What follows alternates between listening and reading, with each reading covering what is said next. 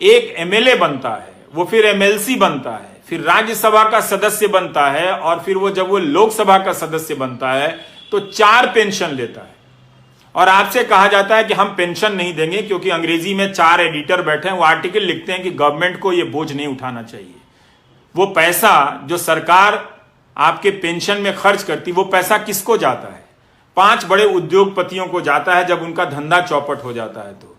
तो सरकार जनता का टैक्स लेकर जनता का पालन पोषण ना करे और 4 उद्योगपति का धंधा डूब जाए तो उनको 5 लाख करोड़ दे और 2.5 लाख करोड़ आपके पेंशन पर खर्च ना करे। और कहा जाता है कि आप एनपीएस में निवेश करें। क्या हम और आप एक ही योग्यता रखते हैं? मान लीजिए कि मेरे पास 10,000 है और आपके पास भी 10,000 है, यहां पे 100 लोग हैं, सबके पास 10-10 हजार है। क्या सभी लोग बराबर क्षमता रखते हैं शेयर बाजार में निवेश कर अपने निवेश को बढ़ाने की? उनमें वो क्षमता है, दृष्टि है? मुझ में तो नहीं है, बहुत सारे लोगों में नहीं होगी। क्या उनको छोड़ा जा सकता है? इसलिए आपकी मेहनत की कमाई टूटती जा रही है और यह प्रक्रिया चली आ रही है लंबे समय से। इसी का नतीजा यह हुआ है कि हम आज इस मोड़ पर पहुंचे हैं कि हमारी अर्थव्यवस्था ठप हुई है, नौजवान बेरोजगार हो गया है। तो आपकी जो नौकरी है वो व्यापक आर्थिक नीतियों से जुड़ी हुई है। अगर आप इसको नहीं लाएंगे, बहस के केंद्र में इसे मुद्दा नहीं बनाएंगे, इस पर आप अपने आप को नहीं आजमाएंगे, तो मेरे दोस्तों, ये बीच बीच में मेरी 40,000 की नौकरी, मेरी 50,000 सदस्यों की नौकरी, इसको लेकर आप लड़ते रह जाओगे। कोई फायदा नहीं होगा। 17 सितंबर को आपने इतना बड़ा आंदोलन किया, कोई फायदा नहीं हुआ। आप मेरी बात को सुनो, मेरे बारे में जो अफवाहें फैला रहे हैं वो फैलाते रहें। आईटी सेल का यही काम है। उनको मालूम है कि मैं बुनियादी सवाल कर रहा हूं और ये वो सवाल है जो 2017 से उठाने के कारण मेरा मजाक उड़ाया जाता है, पर मैं जानता हूं कि यह गलत हो रहा है। इसका शिकार मैं भी हूं। अगर अर्थव्यवस्था नहीं बढ़ेगी तो मेरी भी कमाई नहीं बढ़ेगी। हम जैसे लोग जो ऊपर जा रहे हैं, नीचे सड़क के नीचे आ जाएंगे।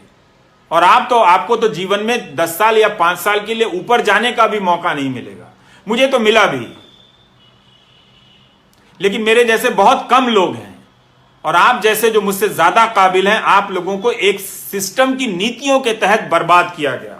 आप समझिए इस बात को।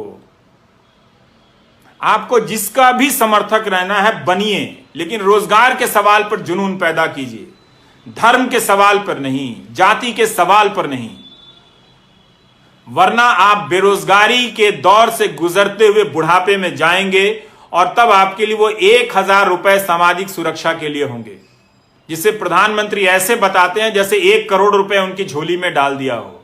अपना पेंशन बता दें विधायकों का या सांसदों का, उसकी तुलना में अब आप और हम रिटायर होंगे तो 5,000 रुपया पेंशन नहीं होगा हमारा। हम कैसे जिएंगे, ये हमारा सवाल है। ऐसा नहीं है कि सरकार के पास पैसा नहीं है। अगर सरकार 10-10 लाख करोड़ रुपए बड़े उद्योगपतियों के बेलआउट पे खर्च कर सकती है, जो संख्या में सिर्फ 10 होते हैं या 100 होते हैं, तो सारे सरकारी कर्मचारियों को सरकार पेंशन दे सकती है। आपने 20 साल का यह दौर बिना पेंशन का देख लिया। कई लोगों ने जो ग्रामीण डाक सेवा में काम करते हैं, उनके किसी एक बच्चा बाहर के देश में नौकरी करता था, उसने लिखा कि यह समस्या बहुत बड़ी है, हमारे पिताजी और उनके दोस्तों का कि पेंशन नहीं आ रही है, आप उठाइए। ये 2018 की बात होगी या 19 की बात होगी। तो मैं इस विभाग को नहीं जानता था, तो उस लड़के ने कहा कि मैं न्यूजीलैंड या कहीं हूं तो मैं कमाकर अपने पिता को भेज देता हूं। पर उन्हें बहुत शर्मिंदगी होती है कि सरकारी नौकरी में 40 साल रहने के बाद भी बुनियादी जरूरतों के लिए बेटे पर निर्भर हैं। अच्छी बात है कि उनका बेटा भेज देता है, पर बहुतों के घर में ऐसी परिस्थितियां नहीं होंगी। उन्होंने बताया कि उनके पिता के कई दोस्त गरीबी में मर गए, इलाज की कमी के कारण मर गए। ये कब तक आप गोदी मीडिया का न्यूज चैनल और आईटी सेल देख देख कर ये तमाशा करेंगे? कब तक होने देंगे? इससे आपको क्या मिला? यह आपको समझने की जरूरत है। इसीलिए मुझे लगा कि मुझे नौकरी पर चर्चा करनी चाहिए। मैं क्यों पढ़ रहा हूं एक अर्थशास्त्र, ये मेरे काम का हिस्सा नहीं है। आज भी दो नेताओं ने कुछ बेहुदगी